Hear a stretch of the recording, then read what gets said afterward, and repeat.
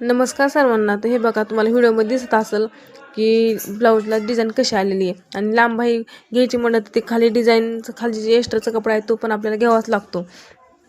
छोटी बाही असल्यावर आपण कसं पण ॲडजस्टमेंट करू शकतो.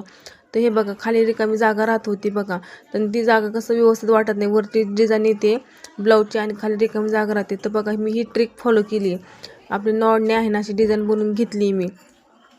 एकदम सोप्या पद्धतीने बनवता येते. हे बघा, पूर्ण आपण असं बाहीवरती बनवू शकतो. आणि जी रिकामी जागा आहे ती पण म्हणजे व्यवस्थित भरून जाते.